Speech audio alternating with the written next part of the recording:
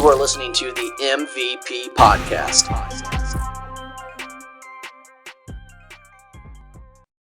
What is going on, MVP Podcast listeners? It is your host, Mr. Mitch Gibson, joined by an amazing guest, actually somebody who I have watched his content and actually read his book, Let's Go, as well. Is going to be your guest today on the MVP Podcast, Mr. Brandon Smith.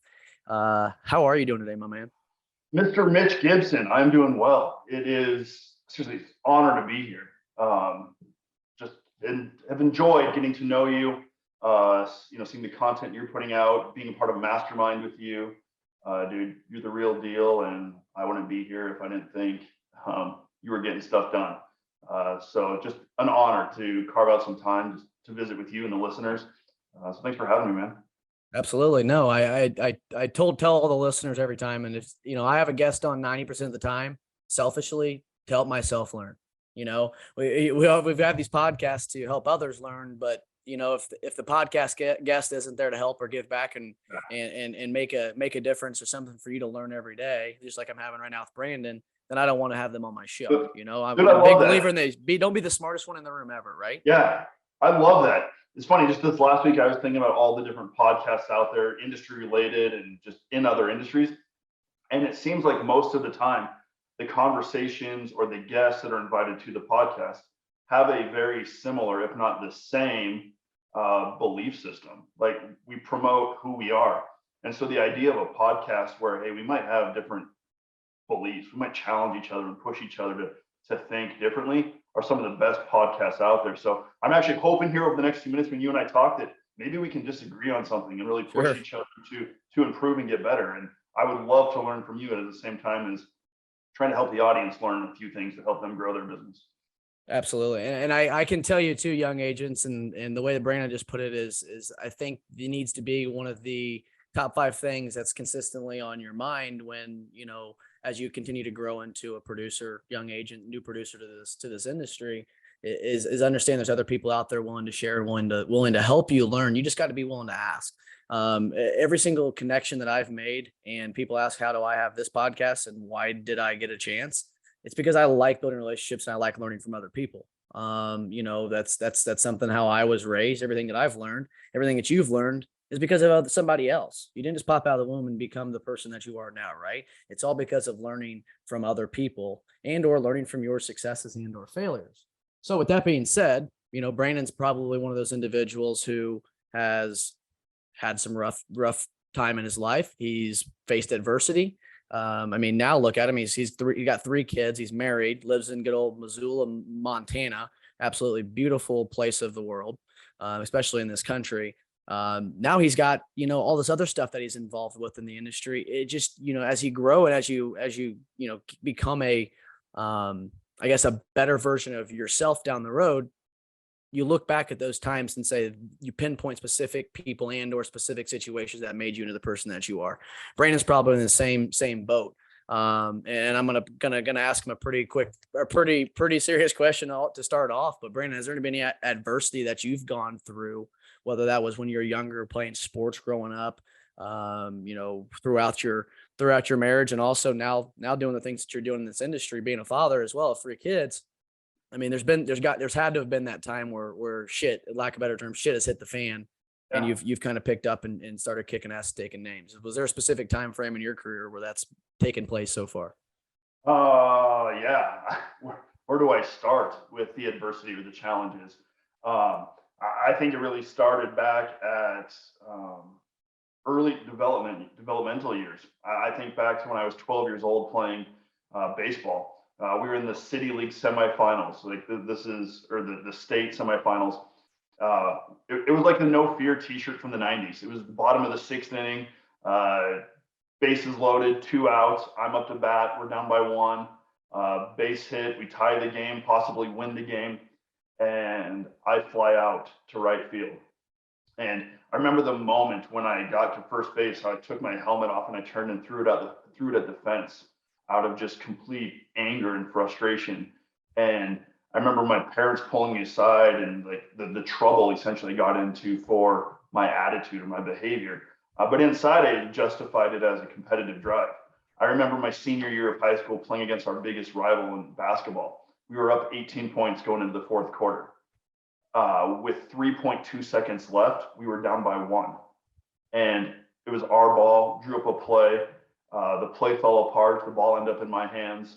I shot at the buzzer. The ball bounced around the rim, hit every part of the rim, No. except the inside, and missed. And I remember going to the locker room and taking off my Adidas Superstar shoe and throwing it at the floor as hard as I could.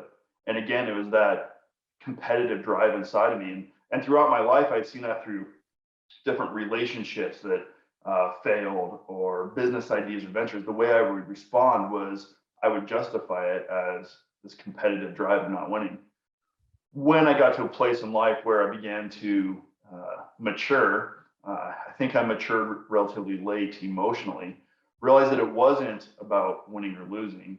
It was my value.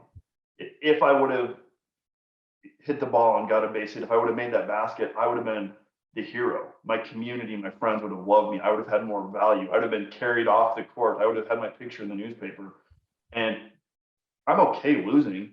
It's that Brandon Smith struggled with not being the hero, not achieving, not coming through. And so anytime I face adversity now on this side of emotional immaturity and a low emotional IQ, I realized, wow, my value isn't based in what I accomplish or what I do. My value is based in my identity, who I am. And so that's really kind of driven me, the last couple of years of investing and giving back to the community, because truthfully, it isn't about massive community, investing in our industry, into young agents, new producers, because when the water rises, all the boats rise. And so, yeah, we've had failures. We've struggled in our agency. We back in 2006, we're looking. The word bankruptcy came up a few times in conversation. It wasn't quite that bad, but we were not profitable. But we were writing a ton of business, and we thought we were growing. And really, what we found was we were writing a lot of bad business that was high service work, a lot of independent contractors for these $500-$600 policies, but they need a certificate every 32 seconds. Just not profitable because of the premium. But we had written all this, and all of our time and energy was spent on service work, where we have to pay these producers that were writing the business. And so we had to make some big shifts in how we ran an agency, because truth is, we didn't know. We had nobody holding our hand or teaching us or helping us develop and grow. And I saw that as a huge problem in the industry on this side of emotional maturity. It's funny. And the reason why I asked that question, and sometimes I'll wait till the end to ask it, it's just that I know, looking back, when I first started my first 3 years, I just got my ass kicked. It seemed like, it's like, okay, I'm working hard, putting in the after hour work, started the local podcast, was involved in the community, probably involved with way too many things, which can be a big thing, be a big, I guess, stop or blocking path or blocking the road of the path of where you want to go sometimes. So I know a couple podcasts ago, I was discussing that we need to make sure as agents, when someone says the word getting involved or, go join a not-for-profit, make sure it's got to have benefit to the community and beneficial to something that you want to, I guess, put your passion and energy in. But you can't be involved with all of them, because they all take time away from, what your main goal is as a young agent. And it should just be putting your nose down and writing as much insurance as you possibly can, and learning along the way with it too. The first 3 years are hard.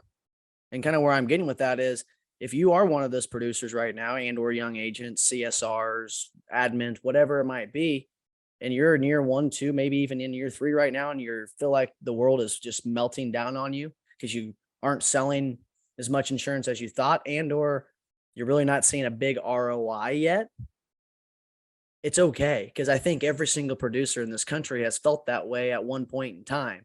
They didn't just start, next thing you know, that they're making $100,000. It's not possible. Everybody has to give it some time for it to work for you. If you want to be, an insurance producer or be in this industry as an agent somewhere, or a principal agency owner down the road, you're going to have some patience. And me having children at a young age helped me grow my patience, which has also in return helped me grow my patience in my career path and what I'm doing as a producer. Here I am almost 6 years in, and I'm telling you right now, the ROI was well worth it. If you stay the course, right? You got to stay the course. So you told me before we even started this podcast, a really, really fun fact when we weren't even recording. You said 92% of new agents leave the industry within 24 months. Why is that? And if there might be an agent here listening, Brandon, that's in that time frame range and is deciding whether or not they're ready just to jump off the deep end or get into a different industry. Why is that? Well, first of all, to those listening that maybe you're in that place of considering getting out, hold tight, at least for the next 20 minutes. Let's have a conversation about that. And hopefully we can give you some tools, ideas, and strategies to give it one last effort. But Mitch, I don't know what the reason is. I suspect one of the largest reasons is new producers, new agents don't have the proper training, the tools, and that they look at their job as a producer as simply a job. They're not thinking career. They're not thinking long term.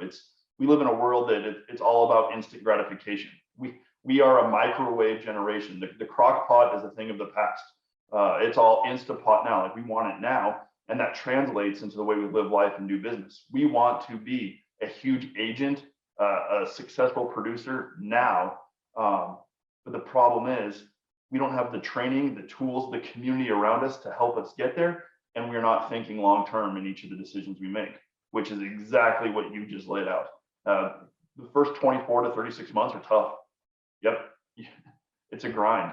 But on the other side, we work in the greatest industry, and it's the purest form of residual income. That's why we're in this industry. It's not an it's not an MLM or like an Amway type pitch. This is true business, helping your community, serving community, being there when they need you most, and generating a profit in return. That's pretty cool. But we got to get the right tools and resources in the hands of young talent so that they get to that career in the 36 months. And I think that the way you started that statement off after asking that question of why, I think you hit it right on the head. It's the training and or another conversation we briefly had was the lack of putting themselves or surrounding themselves with the people that are going to make them better. Yeah. Some people or some young agents just always want to sit there and blame the agency that they're at. Well, this agency doesn't do anything for me, right? But then you go look and ask, you ask that agent what specific tools that they've got, and they've got the XyWave, MyEdge stuff. They've got Agency Zoom. They've got everything that they need. Okay. At that point, that's just a lack of work ethic and or interest in the industry in a whole. At that point, yeah, go do something else if you're not liking it. But sometimes it's just a reality check. Check it from the neck up, and the audacity or the drive to reach out to someone who is having success and asking for help or that advice. That was for me what had happened, Brandon. That's when things for me started to take off, is when I reached out to Bradley Flowers and asked him if he could help answer a few questions on if I should start my own local podcast or not. And when I did, it was a game changer because it opened my mind up to a different world out in this insurance industry of a whole bunch of helpful independent insurance agents that are just like me. And it's okay to have a 20-minute conversation. Brandon would be more than happy to hop on a phone call or Zoom call and help talk you through some of that advice or those questions or scares that you're having. Because it's okay to be scared. You can't be afraid to ask, how do I get to this, this end point? And he's going to be able to put some ideas or people that you might need to reach out to that's going to help save that for you. Because this is a very rewarding industry. Very rewarding. Really rewarding. And I think a lot of young producers, they don't even know the questions to ask in terms of growing their business. They don't know what's not working. Like you don't know what you don't know until you realize you don't know. And so as a young producer, where are your struggles? What are the challenges you're currently facing? Or is it you're just wanting to increase sales? Are you looking to advance your career? I find that a lot of young producers, they don't even exactly know what to document. They just hear document. You got to document. Be sure to document. Like this big scary bully in the room. A lot of producers don't know how to put a proposal together. How to find prospects. New skills. I love that Bradley said, "Hey, a local podcast." starting a podcast can be scary. You don't know what microphone to use, what software, how to upload, how to get it on Spotify. Those are all new skills. And I think the most successful producers are the ones that are willing to say, yeah, I don't know everything, but I need to learn, and finding new skills. Yeah, learning. You never stop learning. You've never stopped learning since you started in the industry, right, Brandon? There was a season, honestly, where I thought we had it figured out. Thought we had arrived. We knew everything we needed to know, and it was interesting how quickly we began to backslide, lose momentum, not continue to grow. You've got to continually refuel that car, put gas in it if you want to move forward and climb. And so I've done my best in recent years to become a student, to learn more. Yes, I have the opportunity to teach and coach and speak and invest, but off those platforms, I'm a student. I'm reading, I'm learning, I'm growing, I'm asking questions.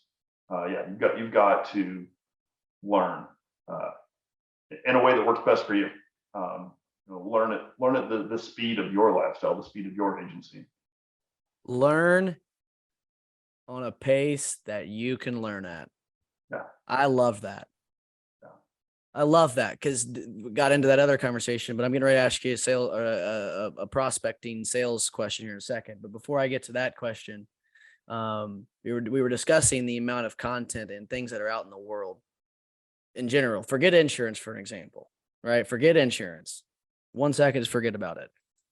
You get on TikTok and there is information galore. You get on Google, there's information galore. Instagram, or LinkedIn, Facebook, you name it. You name it. You can find anything.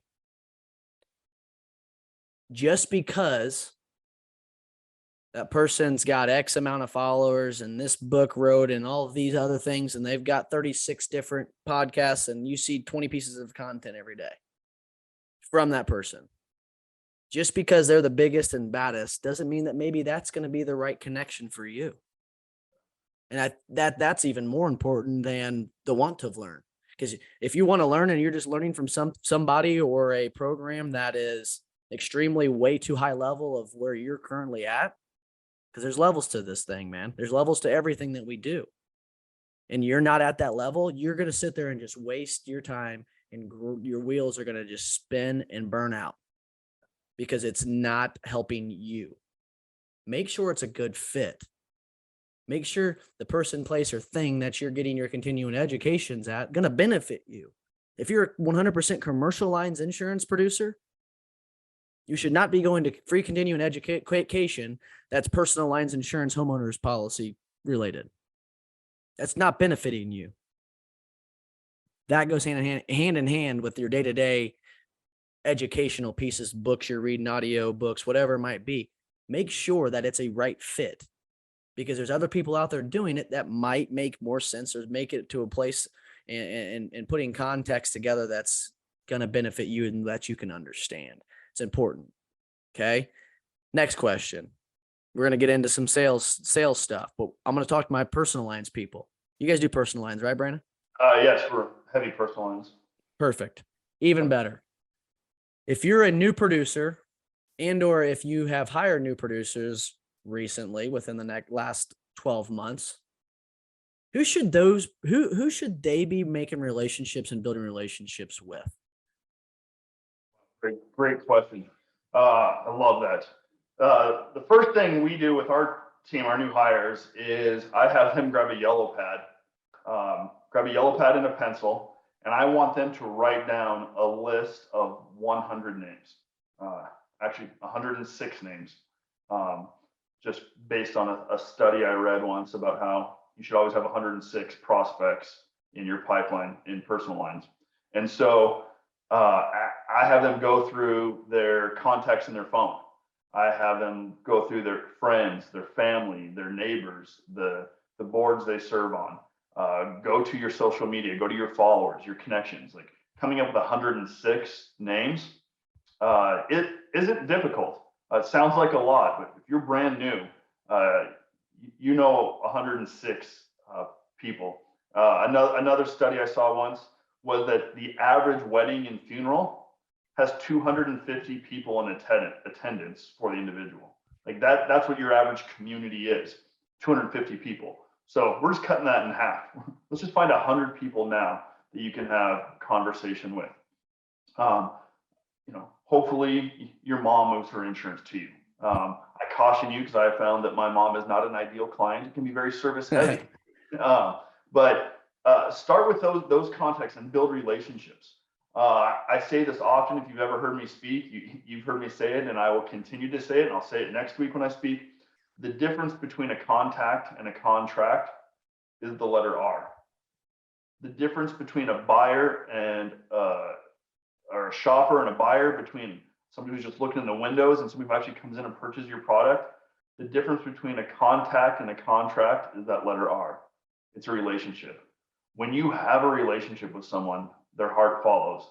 And when you have their heart, the wallet follows, and then the retention and the referrals and just the loyalty. And it's so much easier to do business, conduct business, and have a business transaction with our friends, with the people we have a relationship with. When we have a client who has a terrible experience, a poor claims experience, it is so much easier to have a difficult conversation when you have that relationship. If I called you up, Mitch, and was like, hey, Mitch, got some bad news. Talked to the claims department. I even got the regional manager on the phone, and there is no coverage. It sucks. I'm really sorry. I know this is not the news you wanted. I think we have some options on the other side of this to help protect in the future, but let's not get into that today, because right now I know you're hurting. You're in a tough spot. I'm really sorry. That's not a fun conversation, but it's so much easier than the client you don't have a relationship with, who gets volatile, yells at you, slams the phone and hangs up on you, goes on Google, Facebook, Yelp, Yahoo, wherever, leaves a terrible scathing review when you did nothing wrong. There was simply no coverage. But they go and tell 11 people about how bad Mitch is and he's a terrible insurance company, and because they don't get it. And so relationships are so key. So young producers, start building your business based on the people you have relationships with. And wow, do an incredible job serving them so that they go home and tell their friends and family that they need to do business with you. Goes hand in hand. Goes hand in hand with the conversation we had about starting a local podcast. Right? Starting a local podcast. Yep. It's if your reasoning of starting a local podcast is to write more insurance, or believe it or not, anything that you're doing to, I guess, benefit somebody else's business, not for profit or what leadership, you need to make sure it is relationship driven. If you go into anything you're doing, trying to build a relationship, if your goal is building a relationship with that specific person or business, if your main goal is to go in there and do nothing but talk shop and try to write their insurance, you're going to be 17 steps behind. Yep. You're going to be 17 steps behind. Get this. You don't hear, you would, Brandon, if you go to listen to my Inside Hancock County or Inside Indiana podcast, you won't hear me say the word insurance one time on that podcast. But I closed 75% of those guests that I had on my show and podcast because of them asking me what I did after the show had ended. Because you gave them the place to share their success and or their business or services. That's what you need to make sure you're going in and building those relationships just like that. 13% of clients say their agent truly understands their needs.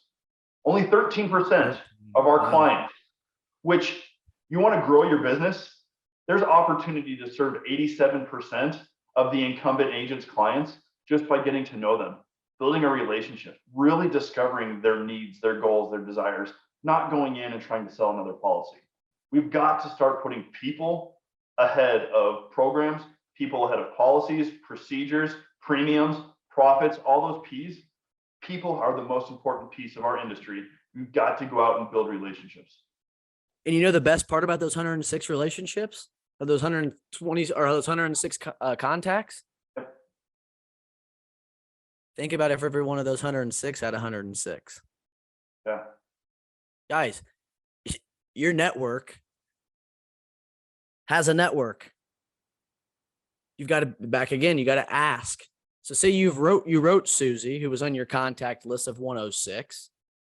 If you don't ask Susie within 12 months to introduce you to 5 other people that she's very close friends with, you're not getting the most out of that relationship with that one person. Am I wrong, Brandon? And I think for new producers, it's a really hard ask. We don't know how to ask for a referral at the end of issuing a policy. It's this awkward, hey, do you know anybody else that might be able, or we work solely on referrals, give me a name. Like, it's weird. You know what I mean? Like, it doesn't, we don't train well on that.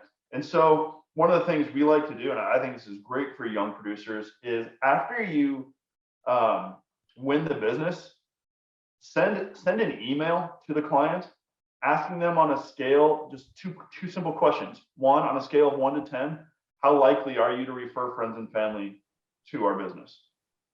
And if it's a 8, 9, or 10, follow up with, hey, will you leave us a 5-star review on Google? And then you know what you do? In 30 days, you say, hey, when I asked you on a scale of 1 to 10 how likely it was that you would refer somebody to us, you said, I moved my business to Mitch because he was A, B, and C. He did this for us, incredible experience. Yet you haven't referred anybody to us. When can we expect to get that name? Like, use their review, use their testimonial against them.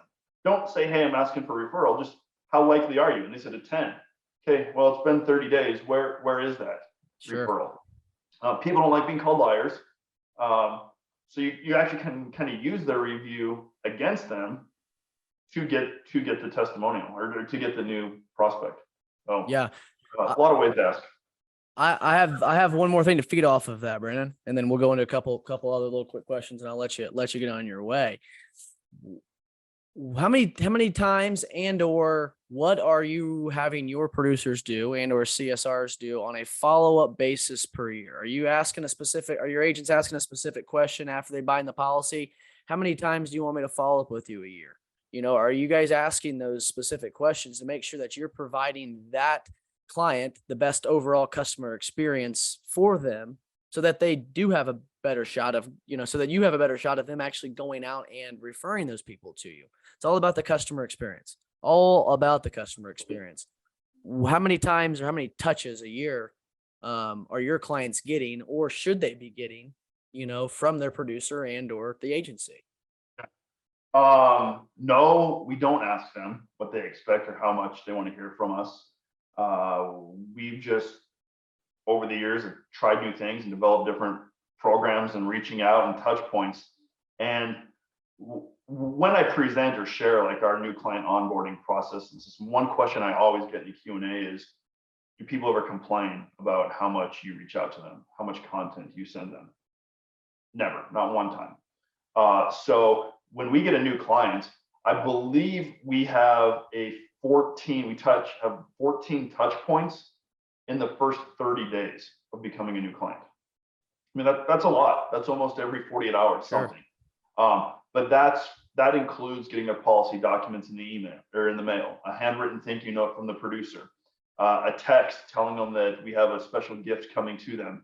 And then we send them an actual welcome kit. And our welcome kit is very robust. It's a box that they can store all their policy documents in for life and know where they are. But in that box is some marketing content, a t-shirt, fun giveaways, a pen. And if you're giving out a pen, make sure it's a quality pen. I swear, I promise you. It's the agency, the trade show type stuff in a box. Like these are not good. If you're watching this, these are just not good. Go ahead and throw them away. Give your clients excellence. Create wow moments. We got a little card in there that's shaped like an iPhone that shows like our Instagram, but it asks them, hey, will you do us a favor? Will you find a cool creative place and take a picture of yourself wearing this t-shirt and tag us on Instagram? It's worked. We've got pictures of clients, ugly t-shirts, an agency logo. And like, who's going to wear that? It's a yard work t-shirt, but people are taking pictures on the Great Wall of China, the Eiffel Tower, We've got the pyramids in Egypt. We've got Disney World. We've got courtside at the NCAA Final Four, which just it creates more branding and culture for us when people are posting pictures in their T-shirt, taking pride in it. But we've got this whole process over the first 30 days where our office administrator just picks up the phone and calls them and says, "Hey, just want to thank you for your business and welcome you to the family." Clients are blown away by that phone call because they assume there's more coming, a cross-sell, a pitch, another ask. And it's just simply, "Thank you. Just want to let you know we appreciate you. Thank you." And so I would guess we've got a lot of room to grow and improve from day 30 to renewal. We've got an incredible renewal process in place that we're continually tweaking and improving on. Where we really need to get better is between day 30 and, that 10-month range before we start talking renewal, of doing a better job there. We don't send out birthday texts. We don't send out birthday emails or cards.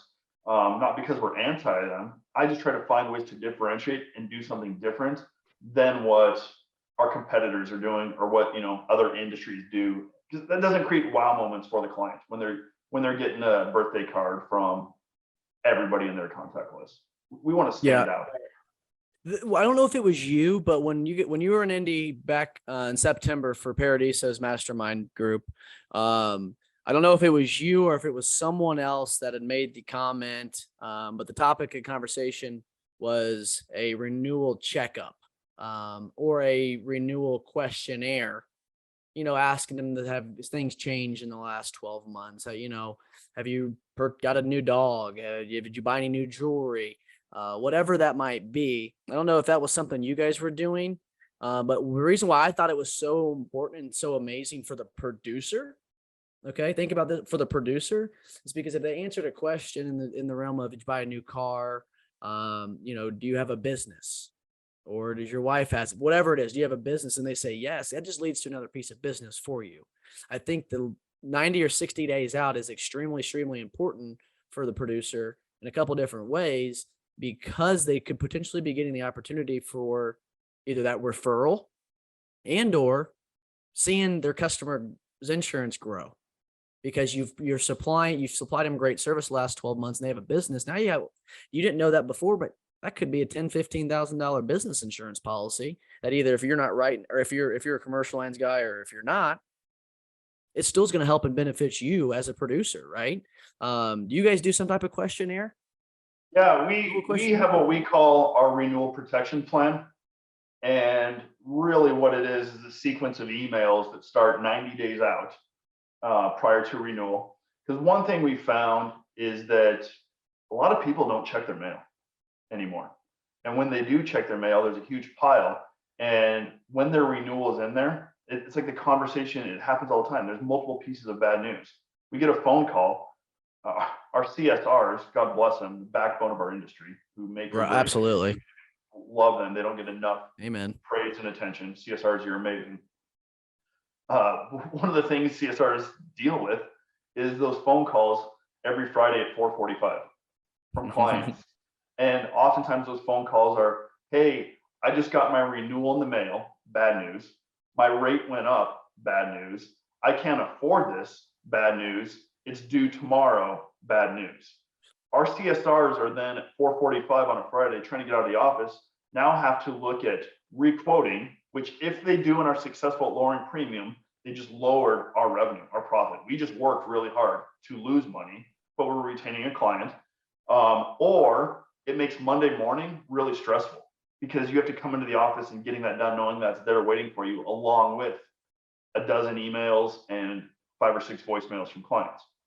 So our goal was, let's beat our clients to the mailbox. Let's beat our clients to hearing from the carrier what their renewal is, so that those reactive phone calls go away, the conversations to reshop go away. And so we started a process 90 days out saying, "Hey, your policy is coming up for renewal. You don't need to do anything at this point. We've got it covered. Here's the renewal protection plan that you qualify for. Here's what it is. We're going to look at make sure your policy is still the best fit for you. We're going to review any premium changes.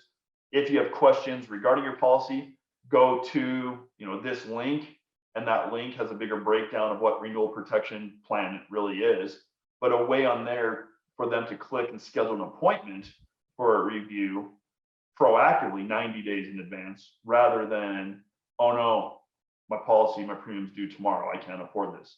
And then throughout the 90 days, we're sending emails like 35 days out. Once we get that download and we know what the premium is, we tell the client, here's what your renewal is. We've already reshopped it, or here's what your renewal is. We recommend making a change, looking at carrier X, click here to schedule a time to do that. So again, they're not calling us when we're in the middle of an appointment in emails, and then we get phone tag trying to do a whole review. We drive all the renewal and review conversations to an appointment. And in there, through that process is hey, have any of these things happened in your life? Have these life changes taken place? And what's funny, Mitch, is we thought this was a great idea. Maybe listeners right now, you're like, whoa, that's awesome. I love how you guys do this. People don't always check their email. They don't check their mail. They don't check their email. We have found that we have to have very clear call to actions, short, clear emails. Long paragraphs don't get read. They get scanned. If we're asking a question, we need to ask one question, because if we ask three, they're only going to answer one or two and leave out one. And then that creates more email and follow up. It's okay. Al, real quick to pause you, because sometimes you got to reel these young agents back in, Brandon. That's not including your welcome email, people. Your welcome email, because it's informative, and it might include your welcome packet or whatnot, and payment plan and what to expect moving forward. That's different. Yes. That's different, people. Your welcome email needs to be informative. Sorry. Yes. People get confused with that. And I'm not shitting you when I say that. People have asked, or people have sent a welcome email that's been a sentence and a half and wonder why they don't get a review. Sorry. No, and how many times do we send an email on the other side of conducting business that says, I need A, B, and C and the VIN for the new vehicle? And they send you everything but the VIN. Then your hands up, you can't process that change, that endorsement. So you send them an email back, and it's 24 hours before they check their email again. And now you have service work piling up on your desk because you're playing email tag or voicemail tag. So drive traffic to appointments in your service, reactive service needs. And it doesn't fix all. The phone still rings on Friday at 4:45 with somebody who's got a boat or their policies renewing, but it lessens the amount, the quantity. Renewal protection plan is huge, and trying to automate those questions, that questionnaire. Yep. He's done two things right there. The big A word. All he has done is do one thing for 90 days. The personal protection program, or whatever you just call it. I'm sorry the protection program, renewal protection program. All that is added value. He's added value to the client, even though it realistically is just them consistently putting that program into play on an automation standpoint to show their client that they're working hard, to show their client that they're doing their due diligence to make sure that their clients are taken care of. That's what the client wants. Yep. That is what the client wants, right? If you haven't talked to that client in 2 years, it could be gone next week because you've talked to him 3 times in 3 years. That's your fault. Yep. We want to instill confidence into our clients about the renewal process. We don't just want to sit back and let them get a white envelope that says you owe more money. That's exactly true. That's all. That's true. No, who wants that? I mean, right? I mean, I'd be upset. Rates are going up. The market's getting harder. Companies' margins are getting tighter. Profitability is being double checked daily. We got to give our clients confidence. And if we have a relationship with those people, that demands more confidence, time, and attention, so that we get the renewal. The sales process never ends. And you just put the accountability back on the client. And that's the great thing about it, because then they can't come back at you and say, hey, Mitch, you didn't tell me about this, and this. Well, right. Sir, actually, yes, I did. Here's it laid out, right? That makes that phone call a little bit easier for you to have when that situation comes. But yeah, man, they putting the accountability back on the client, making them feel like, one, they're being taken care of, and two, we want to help. We're more than happy to walk you through this and have a conversation. but find a time that works for you, that also your calendar is also going to be based off of when you have that availability as the agent as well. That's the most important piece. So, well, Brandon, I'm going to go into my favorite segment of the show. It's 5-question rapid fire segment. Oh, A couple of them are really good questions. A couple of them are just for people to get to know you. And then it ends with a pretty serious question, because my main goal about everything I do in life is try to make a difference every single day. So with question number 1, what is your favorite color? black. It's a good one. I like that. I'm the same way, dude. I wear black jeans probably 4 days a week, 5 days a week. I wear a lot of black. It matches everything. It's neat, clean, tight, and graphics and mark. I just black. Looks great on it. Love it. What's your favorite flavor of ice cream? Ooh, favorite. I'm gonna have to go cookies and cream. Perfect. If you could spend 24 hours with anyone, dead or alive, who would it be? Ooh, dang. I'm gonna go Walt Disney. Ooh, that's a good one. That's the first one on the show. That's a first one. For a lot of reasons, but that you get it. So Sure, absolutely. If you could visit anywhere in the world, where would you go visit? the coast of like Outer Banks, Hilton Head, South Carolina, the Carolinas, the coast of the Carolinas. Love it. Well, I'm going to ask another question. This will be 6 rapid fire questions because you just said Okay. Outer Banks. What is one of your favorite TV shows, TV series that you've watched? The Office. Good. Last question. This is a serious one, but always can make a difference in someone's life, no matter how it's answered. And that's the fun thing about this game of life that we play. You know, the way we perceive, or the way that we intake content, and our mind takes that context in, and your mind thinks about, maybe that's a specific scenario that you're in. Everybody's mind does it differently. So this question can be taken in many different ways for many different people. It just depends on how they perceive the question and how they perceive the answer. But if you had one piece of advice for anybody out in the world, whether they're struggling through life, whether they're, in their first 24 months of being an insurance producer and feel like hell's freezing over, or just anything in general, what's one piece of advice that you could give people out there in the world? Gosh, there's so many. I'm gonna go with, especially in our industry, the comparison game is huge and problematic.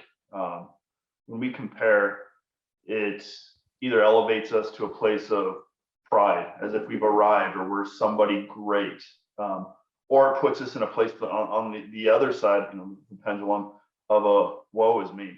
I suck. I'm depressed. I'm not good enough. I'll never be. And both of those places are a dangerous place to live. And so my piece of advice, Mitch, would be, don't compare your beginning to somebody else's middle. You be you. My hope, my goal, what motivates me is to motivate, encourage, and challenge other people to be the best version of themselves, to be the individual they were created to be. And that's because I've had people in my life motivate me, encourage me, and challenge me to be the best version of myself. And I see the fruit that comes from being secure in your identity.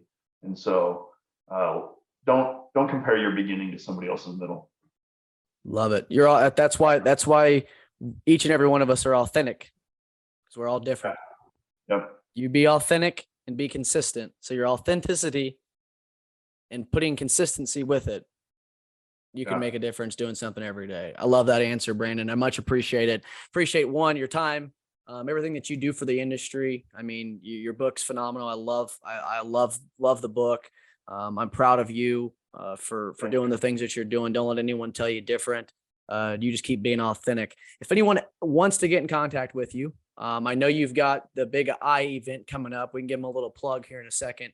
But if anybody wants to get in contact with you and/or buy your book, discover or learn more about who you are and what you're doing in this industry, what's the best way for these individuals to be able to do so? Probably the simplest, easiest way to find me, I feel like there's a lot of content out there and I could give a bunch of domains, is find me on Instagram. Brandon Smith's a bit of a common name. So Brandon 5 MITH.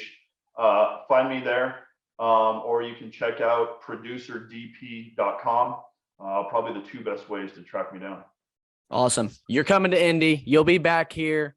I saw you pulling out of the. I saw you when I was pulling out of the parking garage after Paradise's event. You're coming down for the Big Eye of Indiana. That's in the next couple of weeks, correct? Give them a little plug and when you will be. It's actually next week. A week from today. So that we got a week from today. Good old Brandon Smith be coming back to the good old Mitch Gibsonville of Indianapolis. Looking forward to seeing Brandon speak at the Big Eye event coming up here next week, and that is going to be on Monday, November 7th. Monday, November 7th. Catch him. Are you going to be, what time you're speaking, Brandon, for those that potentially are going to be in town for that? I do. I can pull that up here. I can tell you, which just honored to be taken advantage of. I'm speaking 3 times. Oh, wow. Doing a couple breakouts and doing a keynote. I am speaking Monday morning at exact time 9 a.m. And I am going to be speaking on, I've titled it People Over Programs, really kind of what we talked about today. I love that. I'm going to share a couple stories about how we built relationship in our community through just grassroots marketing and strategies. That the return on investment was over 2,100%. I'm going to share those ideas. I'm going to do a breakout that I've titled Mind the Gap, where we're going to talk about this gap in our industry that has relationships on one side and technology on the other side. We got a whole lot of agents out there who believe the only way to do business is to be a part of the booster club, to go into somebody's office and have coffee with them, to shake their hand, to look them in the eye. And then we got a group of agents who believe the way to do business is automate it all, use technology, sit in your boxers in your mom's basement and just blow business up. So we're going to talk about that gap and how we manage that gap, because the truth is both sides are right. And so how do we bring balance to that? And then the third session we're going to be doing is going to be about retention. I know that's not a real sexy topic in our industry, but only 30% of agencies have an equal focus on new business and retention.